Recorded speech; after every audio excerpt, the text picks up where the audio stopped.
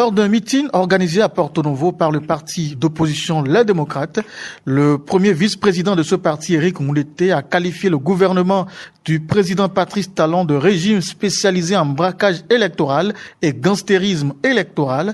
Comment réagissez-vous à ces propos particulièrement durs à l'égard du gouvernement que vous soutenez? Bon, merci cher ami journaliste. Ce sont les derniers soubresauts d'un animal froidement abattu en plein agonie. Vous savez, cher ami journaliste, la preuve est la rançon du droit. Et vous savez, aujourd'hui, je ne coupe plus des fonctions politiques, c'est-à-dire je ne suis plus au Parlement, ce qui veut dire que je n'ai plus d'immunité parlementaire. Donc ça veut dire que je suis prêt à répondre devant la justice si les amis d'en face estiment qu'il y a diffamation de mes propos. Donc je suis plus libre parce que n'ayant plus d'immunité parlementaire, ça veut dire que en principe, je devais être prudent.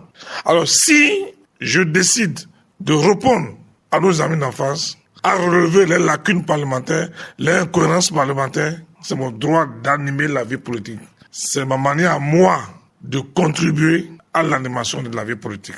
Donc ce que je vais dire à travers cette émission, si les intéressés estiment qu'il y a diffamation, je leur demande de porter plainte et nous allons répondre devant la justice. Maintenant, pour revenir à vos questions, c'est une énième provocation venant de Sir Eric Nkoundété qui est capable de combattre un mal pendant 10 ans et venir voir après en ce mal de la vertu qui peut promouvoir. Quel homme politique. Il a été pendant une décennie un opposant farouche au président Boni Yayi, dont il est devenu aujourd'hui le défenseur et le promoteur sous la bannière d'un incubateur de violence politique et sociale, pompeusement appelé à tort le parti Les Démocrates. Mais, je le dis souvent, l'enfant qui veut troubler le sommeil de ses parents, lui aussi ne pourra pas dormir. Les propos auxquels vous faites allusion sont un abus de la liberté d'expression sur fond de manque de respect à l'institution que représente le président de la République, puisque lorsqu'on parle d'un gouvernement ou d'un régime, c'est son chef qui est visé au premier plan. C'est une attaque verbale directe contre le chef de l'État, qui est la première institution de la République. Eric Nkoundété est un acteur politique aux abois, sans aucune vue sur son avenir politique à court et moyen terme, et ça l'énerve. C'est dommage. Il n'a jamais eu ni braquage électoral, ni gangstérisme électoral sur le président Patrice Talon. Il y a eu plutôt les graves dérives et dérapages d'un certain parti politique dénommé les Démocrates, qui, à chaque élection, fait du dilatoire, de la diversion, avec en toile de fond la manipulation des jeunes dont ils compromettent dangereusement la vie et l'avenir. Pour devoir de mémoire, ils l'ont fait en 2019, cher ami journaliste, vous vous rappelez. Ils l'ont également fait en 2021. C'est des récidivistes, des dizaines de jeunes naïfs qu'ils ont enrôlés dans leur entreprise de violence et de troubles à l'ordre public.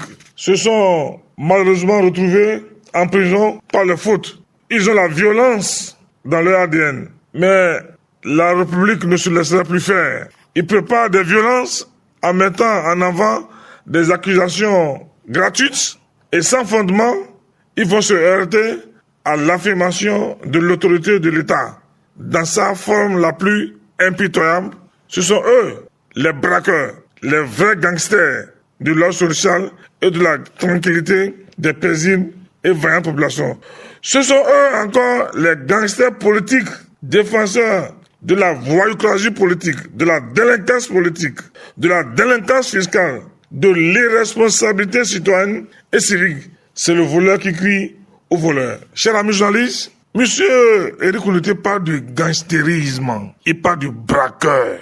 Monsieur Eric Nkoundété, c'est vrai, la mouvance présidentielle n'a pas été prudente à envoyer certaines personnalités politiques dans une position d'inéligibilité Ce qui a fait qu'aujourd'hui, les jeunes qui sont au Parlement ne connaissent pas ce qu'on appelle Éric Koundété. Mais malheureusement, il y a encore les gens comme Bandamassé qui sont encore là.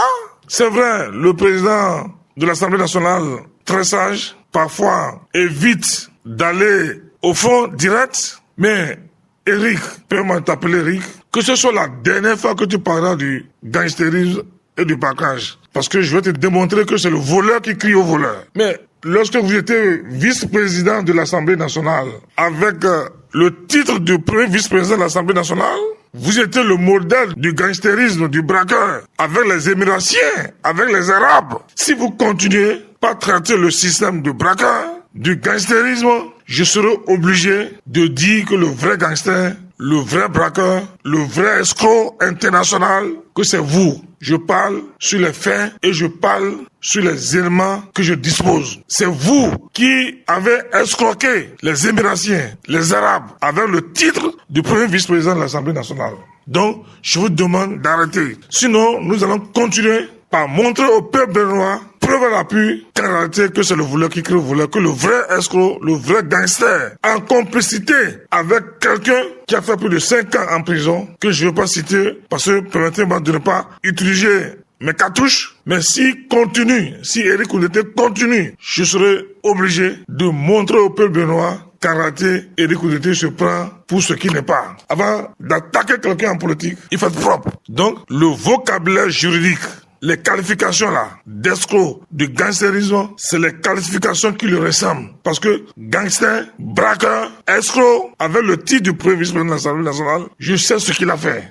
Alors, honorable, au cours du même meeting, le député de la 8e circonscription électorale et membre du parti Les Démocrates, Abibou Worou Koubou, a dit qu'il y a ce qu'il appelle une anarque à l'article 146 du Code électoral en parlant d'accord de gouvernance. Qu'est-ce que cela vous inspire? Monsieur le journaliste, je suis content que chaque jour, les faits et gestes des députés du parti dit les démocrates me donnent raison. J'ai toujours dit qu'ils sont élus accidentellement, par défaut, par erreur, sans être préparés à l'exercice du mandat parlementaire. Et je les ai toujours conseillés, en toute humilité, de se faire former et de venir à mon école pour que je les encadre gratuitement aux règles parlementaires, à la maîtrise des tests et aux pratiques d'un bon député. Parce que pour animer la vie politique, pour animer les débats politiques, il faut un minimum de connaissances du règlement intérieur de l'Assemblée nationale. Monsieur le journaliste, voilà un député qui se fait appeler universitaire et incapable de bien lire une loi, même s'ils ont engagé un combat perdu à l'avance contre le code électoral, ils ont le devoir de bien le lire. Eh bien, voilà un soi-disant universitaire qui évoque l'article 146 du code électoral et pas d'accord de gouvernance. Je le mets au défi de montrer l'endroit où il est mentionné accord de gouvernance à l'article 146. Je le mets au défi. S'il me montre ça, je vais mettre fin à ma carrière politique. L'accord de gouvernance, c'est à l'article 132 et s'applique à l'élection présidentielle et non à l'éligibilité à l'attribution des sièges. L'article 146 parle plutôt d'accord de coalition parlementaire. D'accord de coalition parlementaire. Je répète encore, pour le député inculte, accord de coalition parlementaire, ce n'est pas la même chose avec l'accord de gouvernance. Vous voyez, en un meeting, il a déjà intoxiqué leurs propres militants, leur propre mandat. C'est un crime contre le militantisme. Qu'il aille reviser ses coups, qu'il aille apprendre ses leçons, qu'il aille relire correctement le code électoral avant de venir en parler publiquement. Si je dois le noter en tant que son professeur politique, je lui donnerai 0 sur 20. Je dis bien 0 sur 20 avec la mention élève politique agité, leçon non sûre. Il est tellement agité que pendant le même meeting, alors que Éric Koundété parlait d'audit du fichier électoral, de l'outil qui génère la liste électorale, lui, en bon agité et politiquement taré, vient parler d'audit de la liste électorale de 2023, qui n'est plus utilisable. La liste électorale de 2023 ne servira plus à rien. C'est une nouvelle liste électorale qui sera extraite du registre national des personnes physiques de nationalité béninoise à partir de septembre 2025 pour les élections générales de 2026. Un même parti politique, un même meeting et deux versions contradictoires. Quelle honte politique, quelle lacune parlementaire, quelle insuffisance parlementaire, quelle insuffisance intellectuelle. Le Parti démocrate ne sait pas ce qu'il veut à cause de l'incapacité de réflexion prospective des députés comme Habib Ouroukoubou, qui passent pour des sachants alors qu'ils sont incapables de bien lire une loi. Et je le dis haut et fort, être universitaire, on peut être universitaire, être un mauvais parlementaire. Le Parlement, c'est le haut lieu de la politique. Quand vous êtes professeur titulaire à l'université et que vous venez à l'Assemblée pour la première fois, vous recommencez par la première année. C'est comme ça. Donc être universitaire ne veut pas dire qu'on est un bon parlementaire. Donc, j'invite Habib Ouroukoubou de s'agiter moins. Parce que le rôle d'un parlementaire, c'est de voter la loi, légiférer, contrôler l'action gouvernementale. Et pour le faire, il faut maîtriser le règlement intérieur de l'Assemblée nationale. Et tant que vous ne maîtrisez pas correctement le règlement intérieur, vous passez à côté. Et c'est ce qui se passe avec ces embryons politiques appelés de les démocrates. Je vous remercie.